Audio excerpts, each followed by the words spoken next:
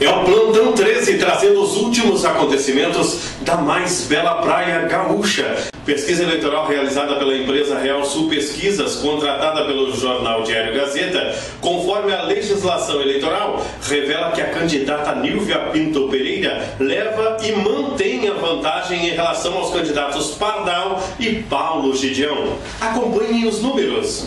A pergunta efetuada junto aos pesquisados foi a seguinte: se as eleições fossem hoje e os candidatos fossem esses, em que você votaria para prefeito do município de Torres?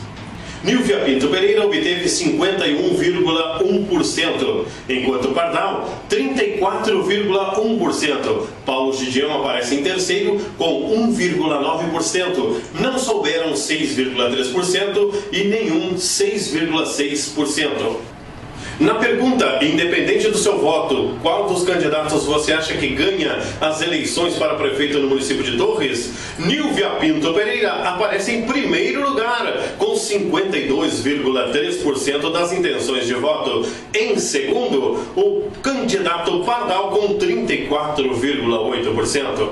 Independente do seu voto, qual dos candidatos a prefeito considera melhor preparado para o desempenho da função?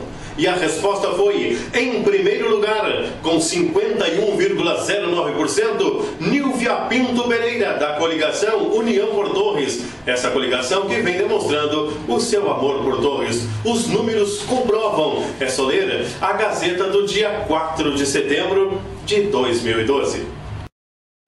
Tá na rua, nas esquinas, na boca do povo, onde o PT governa dá certo. Tá na alegria de quem já tem emprego de novo, onde o PT governa